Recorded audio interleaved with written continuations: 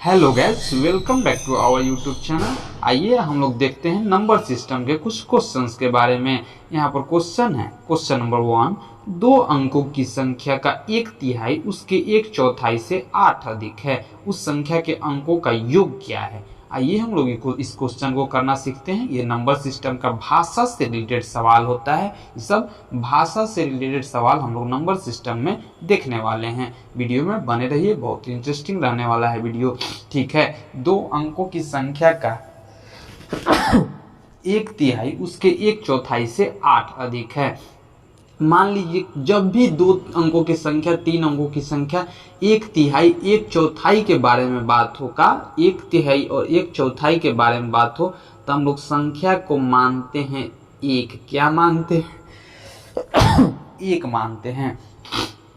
दो अंकों की संख्या का एक तिहाई उसके एक चौथाई से एक अधिक है। मान लीजिए वह संख्या एक है, उसका एक तिहाई उसके एक चौथाई से 1/4 से कितना अधिक है? 8 अधिक है।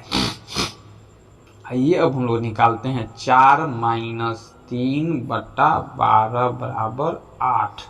1/12 बराबर 8, यानी 1 बराबर 12 96। वह संख्या कितना था? 96। इस संख्या के अंकों का योग कितना हो जाएगा? 15। 9 + 6 कितना हो जाएगा? 15। तो हम लोग से उस संख्या के अंकों का योग पूछा है, तो हम लोग का राइट आंसर क्या हो जाएगा? 15। आप x मान के भी बना सकते थे। मान लेते कि दो अंकों की संख्या जो है उसका दो अंकों की संख्या x है। माना, क्या किया? माना कि दो अंकों की संख्या x है। x का एक तिहाई यानी यानी x/3 उसके एक चौथाई से यानी x/4 से कितना अधिक है? 8 अधिक है। यानी x/3 में x/4 के घटा दीजिएगा तो कितना बचेगा? 8 बचेगा। हम कहेंगे कि राम रमेश से 5 रुपया अधिक है, यानी राम माइनस रमेश कितना हो जाएगा? 8 रुपया। मतलब राम रमेश से 8 रुपया अधिक है, तो राम में से रमेश को घटा दीजिएगा तो कितना आएगा? 8 रुपया। यानी सीधे सीधी कहिए, राम के पास 7 रुपया है, भले राम के पास 15 रुपया है, तो रमेश के पास कितना रुपया होगा? 7 रुपया होगा। तब ना राम रमेश से 8 रुपया अधिक होगा। यानी राम में से रमेश के घटा दीजिएगा तो 8 आ जाएगा, उसी का मतलब अधिक होता है। यानी x/3 x/4 से 8 अधिक है, यानी x/3 में से x/4 को घटा दीजिएगा तो 8 आएगा। चलिए अब इस 4x - 3x बट्टा में 12, इस तरह से हम लोग कर लिए। 4 गुना कर दिए, क्रॉस गुना, और 4 × 12 बराबर 8।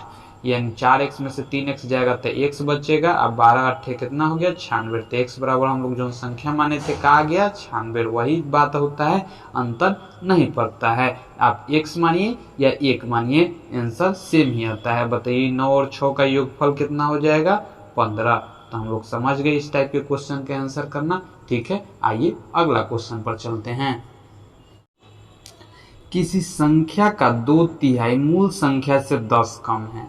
मान लीजिए कि मूल संख्या x है। क्या है? x है या 1 है। आप कुछ भी मान के बना सकते हैं, आंसर वही आएगा। आप x मान के भी बनाइए या 1 मान के बनाइए।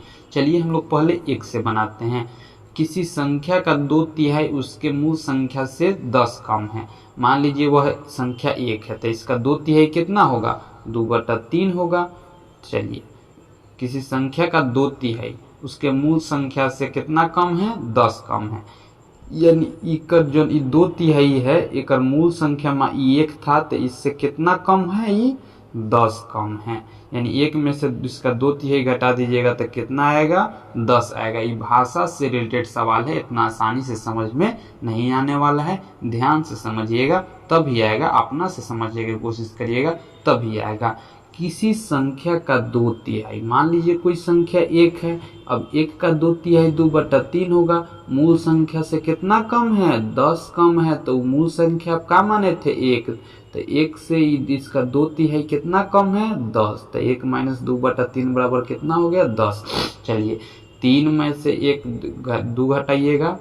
3 - 2/3 बराबर 10, यानी 1/3 बराबर 10, यानी 1 बराबर 30। हम लोग निकाल लिए इसका आंसर। हम लोग का एक माने थे मूल संख्या, अब मूल संख्या कितना आया 30। नहीं समझे एक बार फिर एक्स के से समझ जाइए। एक्स तो आप लोग का प्रिय नु है, अभी तक एक्स एक नु पढ़ता है, एक के बारे में तो आज सुन रहे होंगे, तो एक्स से बना लीजिए। मान लेते हैं वो मूल संख्या एक्स है, मूल संख्या का है एक्स है, खुशी के लिए आपके मूल संख्या का है एक्स है। अब x का 2/3 का हो जाएगा, x का 2/3 2x/3 हो जाएगा, x का 2/3 2 गुना x/3 हो जाएगा, x का 2/3 2x/3 हो जाएगा। अब मूल संख्या में से कितना कम है, x का 2/3 किसी संख्या का 2/3 यानी मूल संख्या का 2/3 मूल संख्या में से कितना कम है, तो 10 कम है, यानी मूल संख्या में से इसके 2/3 को घटा दीजिएगा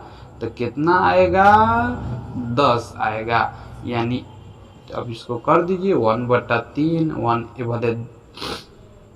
3x माइनस 2x बराबर 3 बराबर 10, यानी x/3 बराबर 10, यानी x बराबर कितना आया 30। तब खुश हो गए कि x बराबर 30 मूल संख्या माने थे आ गया। आप एक मान के भी बनाइए तो 30 से आएगा, x मान के भी बनाइए तो 30 से आएगा। x मान के बनाने से अच्छा है कि आप एक मान के बनाइए, ज़्यादा झंझट में नहीं पड़िएगा। ठीक है, आइए अगला क्वेश्चन पर चलते हैं। क्वेश्चन है हम लोग के सामने, जब किसी संख्या के 75% में 75 जोड़ते हैं तो वही संख्या प्राप्त होता है। यानी संख्या के 75% में कितना जोड़ते हैं 75 जोड़ते हैं। अच्छा बोलिए कोई संख्या है, ठीक है, वो 75% है, ठीक, और उसके 75% में कितना जोड़िएगा कि वही संख्या आ जाएगा। तो 75% में आप उसका 25% जोड़ दीजिए तो जो मेन संख्या था, कोई भी संख्या अपने आप में 100% होता है, तो 75% था उसमें और 25% जोड़ दीजिए तो मूल संख्या आ जाएगा।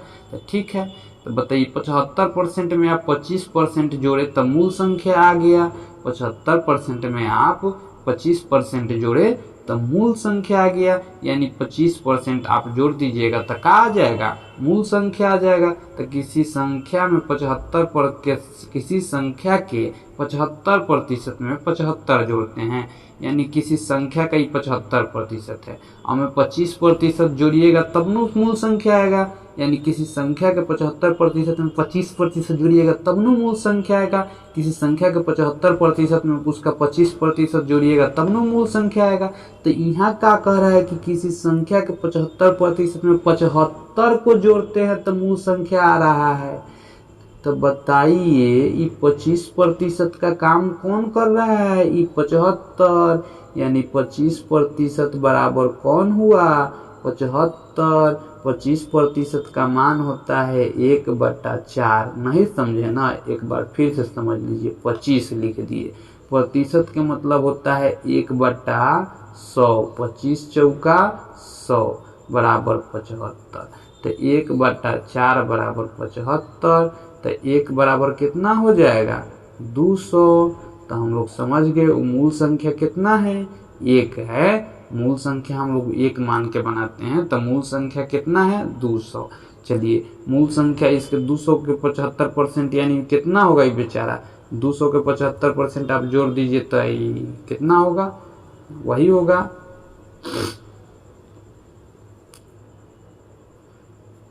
8 हुआ थी, 4 × 20 50 आती है 75% है। इसके मूल संख्या में 75% में 25% जोड़ दी 75 जोड़ दीजिएगा तो वही भले 175 आया, 175 में आप 75 को जोड़ दीजिएगा तो वही मूल 25 को जोड़ दीजिएगा तो वही मूल संख्या आ जाएगा। ठीक है, चाहिए अगला क्वेश्चन पर चलते हैं। क्वेश्चन है 53 रुपए को ए, बी तथा सी में इस प्रकार बांटा गया है कि ए को बी से 7 रुपए अधिक मिलता है तथा बी को सी से 8 रुपए अधिक मिलता है, तो ए का हिस्सा बतावे। यहाँ पर ध्यान दीजिए 3 व्यक्ति में पैसा को बांटा गया है, 3 व्यक्ति हैं ए, बी तथा सी। यदि सी को मान लीजिए 100 रुपए मिल रहा है तो ध्यान दीजिएगा बी को सी से कितना रुपए अधिक मिल रहा है 8 रुपए, यानी सी को 100 रुपया मिल रहा होगा तो बी को x प्लस 8 रुपया मिल रहा होगा। और देखा जाए ए को बी से 7 रुपये अधिक मिलता है, यानी कि यदि बी को x प्लस 8 रुपया मिल रहा है तो ए को इससे कितना, बी से अधिक कितना मिलेगा, 7 रुपया, यानी कि x प्लस 8 प्लस 7 रुपया। यहाँ पर यदि सी को x रुपया मिला तो बी को उससे 8 रुपया ज़्यादा मिला, तो बी को इतना रुपया मिला, तो ए को भी बी से 7 रुपया ज़्यादा मिला। तो सारा हम लोग जान गए कि ए को इतना रुपया मिला, बी को इतना रुपया मिला, सी को इतना रुपया मिला। टोटल रुपया कितना था, 53 रुपया। 53 रुपया को 3 व्यक्ति में बांट दिया गया। 53 रुपया को 3 व्यक्ति में बांट दिया गया, तो तीनों व्यक्ति के जितना जितना मिला उसको जोड़ लेते हैं। उसको जोड़ दिए, x प्लस 8 प्लस x, एक के ही पैसा जोड़ दिए, बी के पैसा जोड़ दिए, सी के पैसा जोड़ दिए। एगो x, दूगो x, तीन गो, ये टोटल कितना के बराबर होगा, 53 रुपया के बराबर। 1 रुपया, 1 2 x 3 x हो गया। 8 7 15 8 23 बराबर 53। अब बताइए 3x बराबर कितना आ गया, 30। x बराबर कितना आ गया, 10। यानी सी को 1 रुपया मिल रहा है, यानी कि रियल में सी को कितना रुपया मिला होगा, 10 रुपया। x को उससे बी को कितना मिला होगा, 10 प्लस 8 रुपया यानी 18 रुपया। और ए को कितना मिला होगा, 18 प्लस 7 यानी कि 25 रुपया। ए को मिला होगा 25 रुपया, बी को मिला होगा 18 रुपया, सी को मिला होगा 10 रुपया। 53 रुपया का बंटवारा इस तरह से हुआ होगा। हम लोग क्या किए, सी को मान लिए कि 1 रुपया मिला, बी को सी से 8 रुपया ज़्यादा मिला, और ए को बी से कितना रुपया, 7 रुपया ज़्यादा मिला। सी को 1 रुपया मिला तो बी को x प्लस 8 रुपया मिला, ए को x प्लस 8 प्लस 7 रुपया मिला। सारा पैसा को जोड़ दिए, कितना रुपया के बराबर निकला, 53 रुपया के, क्योंकि 53 रुपया को ही सब में बांटा गया था। निकाले हम लोग 3x प्लस 23 बराबर 53, 3x बराबर 30, x बराबर 10, यानी सी को 10 रुपया मिला था, बी को 18 रुपया मिला था और ए को 25 रुपया मिला था। सबको जोड़ लीजिए, कितना आएगा, 53। ठीक है, यदि समझे तो अच्छा बात है, नहीं समझे तो फिर से वीडियो को देखिए, जरूर समझ में आएगा। आइए अगला क्वेश्चन पर चलते हैं। क्वेश्चन है, राम के पास श्याम से 6 रुपए अधिक है तथा मोहन से 9 रुपए अधिक है। तो तीनों के पास, यदि तीनों के पास कुल 33 रुपए हो तो राम का हिस्सा बताइए। ठीक है, हम लोग समझते हैं। 3 व्यक्ति है, राम, श्याम तथा मोहन। 3 व्यक्ति के पैसा को देखिए किस प्रकार से बांटा गया है। राम को मान लीजिए 1 रुपया मिला है, तो राम के पास श्याम से 6 रुपए अधिक है। ओ यानी श्याम को 1 रुपया मिला है तो राम को कितना मिला है, 1 प्लस 6 रुपया मिला है, यानी श्याम से कितना रुपया अधिक मिला, 6 रुपया अधिक मिला। अच्छा ठीक है, तथा मोहन से 9 रुपया अधिक है, यानी मोहन से कितना रुपया अधिक है, 9 रुपया अधिक है। यानी कि मोहन के पास कितना रुपया होगा, मान लीजिए मोहन के पास, यानी कि मोहन के पास होगा x माइनस 3 रुपए। x मोहन के पास कितना रुपए होगा, x माइनस 3 रुपए। जैसे कि देखिए श्याम को मिला 1 रुपया, तो राम को कितना मिला, श्याम से 6 रुपया अधिक, मोहन से 9 रुपया अधिक। जब श्याम के से 6 रुपया अधिक है तो मोहन से 9 रुपया अधिक तबे होगा जब इसमें से 3 घटा देंगे, x में से 3 घटा देंगे तो मोहन के पास कितना पैसा होगा, राम से 9 रुपया कम होगा। अब राम के पास मोहन से 9 रुपया ज़्यादा होगा। इसको जोड़ लीजिए, उतना ही आएगा। चलिए आइए हम लोग आगे बढ़ते हैं। अब समझिए कि x plus 6 plus x plus x minus 3 कुल रुपया है।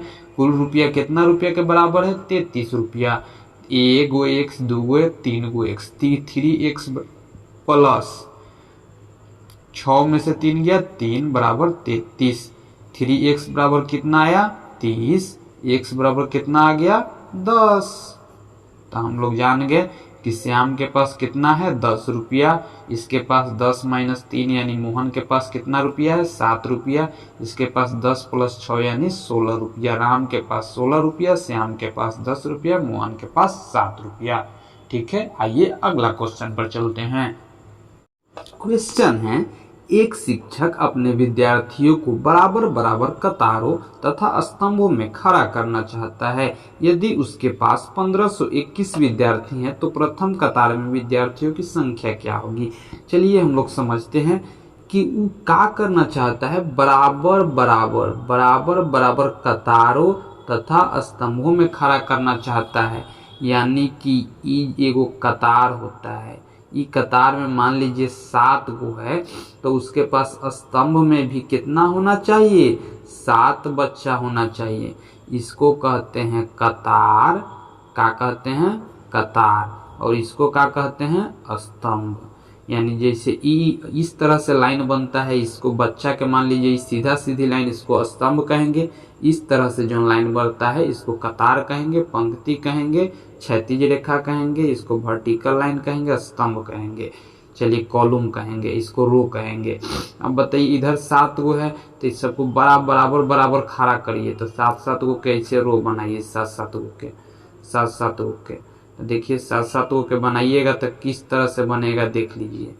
यहाँ पर 7 गो के यदि आप बना रहे हैं तो बताइए कुल कितना विद्यार्थी को आप खड़ा कर दिए, कुल कितना विद्यार्थी को खड़ा कर दिए तो आप खड़ा कर दिए 7 × 7 विद्यार्थी को, यानी टोटल विद्यार्थी 49 है। जितना कतार में है उतना स्तंभ में है। तो हम लोग क्या करेंगे, यदि कोई पूछेगा कि 49 विद्यार्थी को किस प्रकार खड़ा किया जाए कि 7 गो स्तंभ में हो और 7 गो कतार में हो, यानी बराबर बराबर भाग में रहे, तो हम लोग उसका रूट निकाल देंगे। तो यहाँ 7 निकल जाएगा, तो कतार में व्यक्ति के स्टूडेंट की संख्या कितना निकल गया 7। आइए इसी प्रकार हम लोग इसका आंसर देंगे।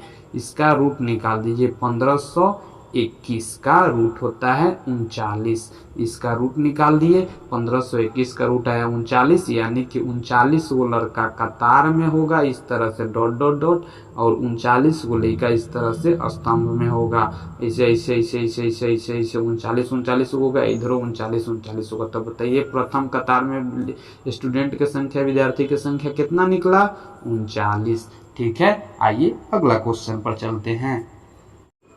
विनोद के गणित में प्राप्तांकों का 1/3 भाग उसके द्वारा समाज अध्ययन में प्राप्तांकों के 1/2 भाग से 30 अधिक है। यदि उसके दोनों विषयों को मिलाकर प्राप्तांक 240 हो तो उसके समाज अध्ययन में कितने अंक प्राप्त हुए। आइए इस सवाल का हल करना हम लोग सीखते हैं।